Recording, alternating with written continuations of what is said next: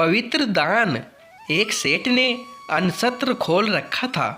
उनमें दान की भावना तो कम थी, पर समाज उन्हें दानवीर समझकर उनकी प्रशंसा करे, यह भावना मुख्य थी। उनके प्रशंसक भी कम नहीं थे।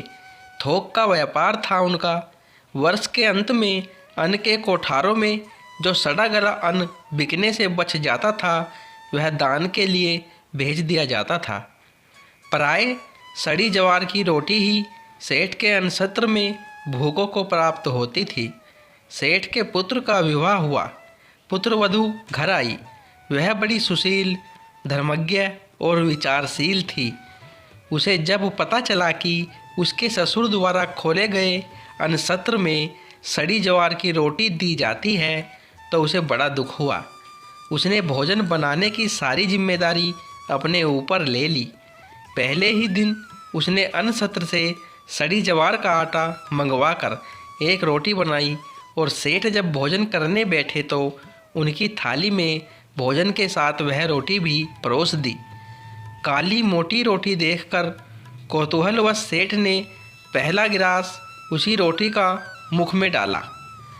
गिलास मुख में जाते ही वे थू थू करने लगे और थूकते हुए बोले, बेटी, घर में आटा तो बहुत है, यह तूने रोटी बनाने के लिए सड़ी ज्वार का आटा कहाँ से मंगाया?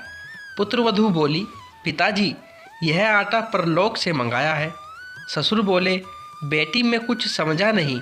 पिताजी, जो दान पुण्य हमने पिछले जन्म में किया, वही कमाई अब खा रहे हैं, और जो हम इस जन्म में करेंगे वही हमें परलोक में मिलेगा। हमारे अन्नछत्र में इसी आटे की रोटी गरीबों को दी जाती है। परलोक में केवल इसी आटे की रोटी पर रहना है। इसलिए मैंने सोचा कि अभी से हमें इसी खाने का अभ्यास हो जाए तो वहाँ कष्ट कम होगा।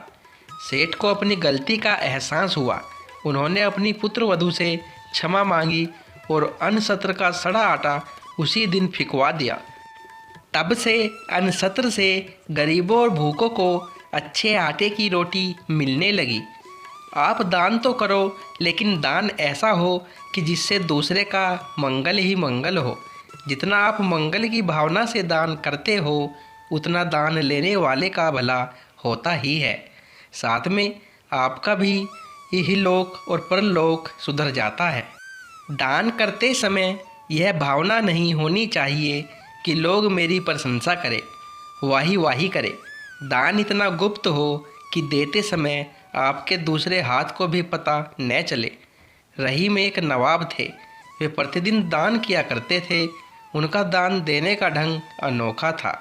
वे रुपए पैसे की ढेरी लगवा लेते थे और आंखें नीची करके उस ढेर में से मुट्ठी भर भर कर याचकों को देते जाते थे।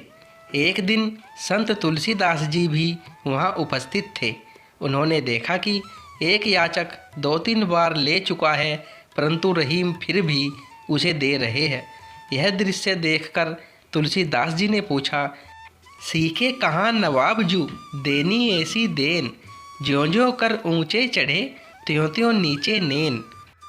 तब रहीम ने बड़ी नम्रता से उत्तर दिया, देनहार और है जो देता दिन रैन, लोग भरम हम पे करे या विधि नीचे नेन। असल में दाता तो कोई दूसरा है जो दिन रात दे रहा है। हम पर व्यर्थ ही भरम होता है कि हम दाता है, इसलिए आंखें झुक जाती है। कितनी ऊंची दृष्टि है, कितना पवित्र दान है। दान श्रद्धा, प्रेम, सहानुभूति एवं नम्रता पूर्वक दो। कूदकर, जलकर या खींचकर मत दो। दोस्तों, वीडियो पसंद आई हो तो वीडियो लाइक करें और साथ ही चैनल को भी सब्सक्राइब करें। धन्यवाद दोस्तों।